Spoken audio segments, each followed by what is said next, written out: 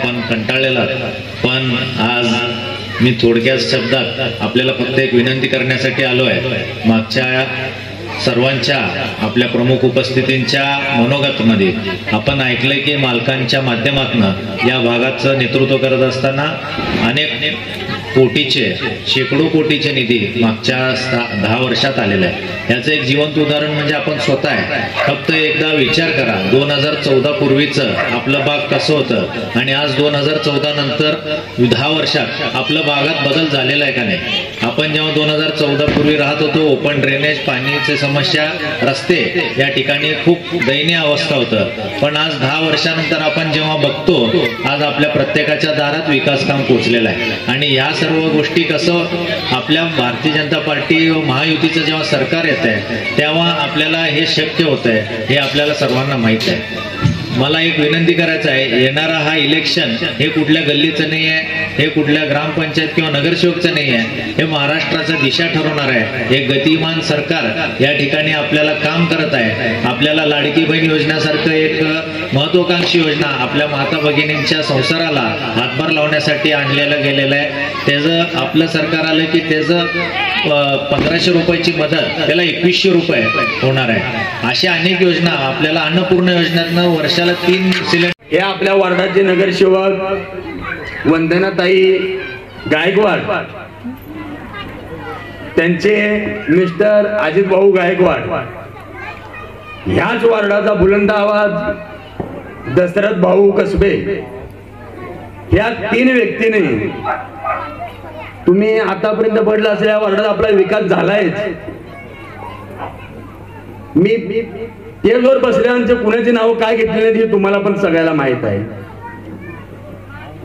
नाव घेत असताना आपल्या हातून कुणाचं आपल्या तोंडून कुणाचं, म्हणून मी डायरेक्ट विजयकुमार देशमुख साहेबांचं नाव घेतलं।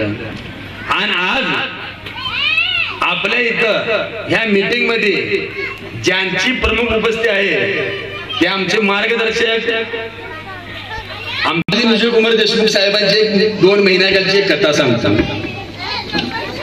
मी विजयकुमार देशमुख साहेबांपाशी एका कामानिमित्त मी गेलतो। तसे तर आमचे संबंध भरपूर वर्षापासून येतं, पण मी कामासाठी त्यांच्यापाशी गेलतो। तिथं बसला तर मी कधी कुठल्या पक्षाच्या त्यांच्या ऑफिस मध्ये कधी आतापर्यंत मी गेलो नाही, पण माझं मन खात होतं स्वतःला की आपण समाजामध्ये काम करत असताना आपल्या हातून काहीतरी चांगलं झालं पाहिजे। मग मी स्वतःच्या काळजावर दगड ठेवून मी मला आपण पक्षात तिथं तर कुणाच्या जायचं नाही तर आपले निश्चय आहे, कुणाच्या पक्षात कधी प्रवेश करायचा नाही, पण विजयकुमार देशमुख साहेबांच्या ऑफिस मध्ये आपल्याला जायचं आहे।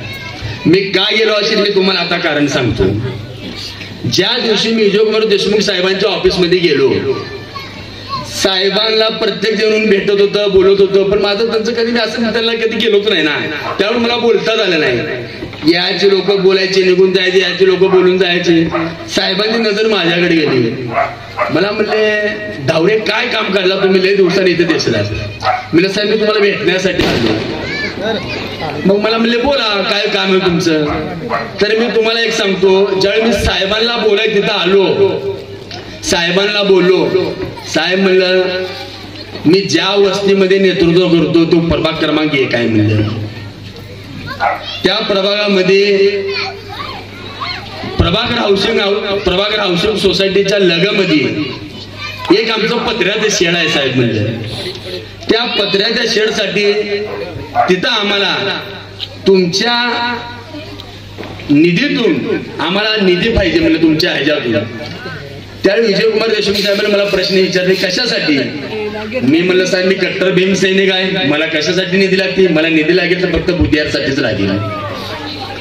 मी साहेबांना बोललो, साहेबांनी मला शब्द दिले की